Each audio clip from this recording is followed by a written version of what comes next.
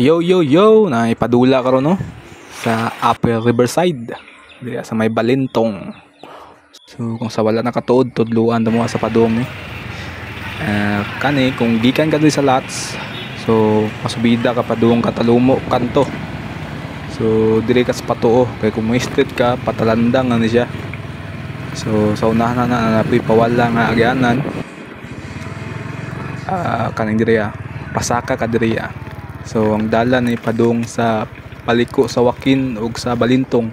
Kana pa Wakin tapos diri kani mo na niyang Upper Riverside Balintong. So ang track nila sa ilang padula is diri pasulod ba yun. Kani is dito nang nimo ni siya. Tapos diri na siya murag private nga area. Mo ni diri pasulod. So ang kategorya nila sa ilang padula is kani pantra lokal, underbone, beginners, napoy 50cc o kani exclusive Balintong. Tapos naapod ang among area din is kilid sa may starting point.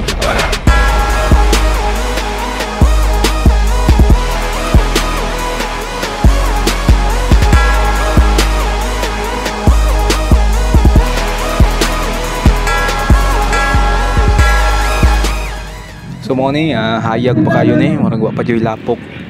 Lami okay pa kayang dula ni kay goods pa kay ba kanang hayag gani tapos wa pa ni ulan. So taod-taod ani is maulan ani siya karon. Nawa ba ko ni. Kita ka gusay lapok.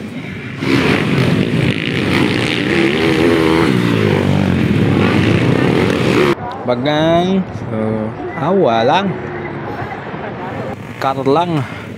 So makita nimo diri is lapok na kayo. So mao po niyang ganahan sa mga riders no kay murag maligo sila lapok ani.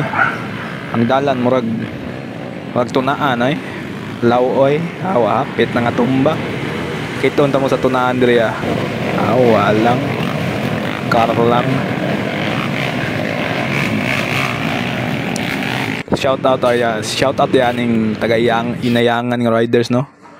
Gara kay no awa. So giputos nila ang ilang motor kay deliver na sila ng Thailand ba. Pa-ship daw sa Thailand. Eh PLD man. So shout out sa mga riders no. Daghan gani. Ay taga Riverside, Tamayong, Wangan ug daghan pa nga wa na ko nailhan. Kani sila. Kani taga Wangan sila gadyan.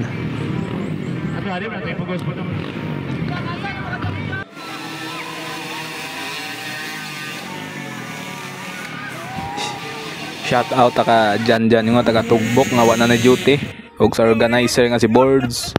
Tapos napa ang isa ka organizer diya Sharan Istaran nga Damang.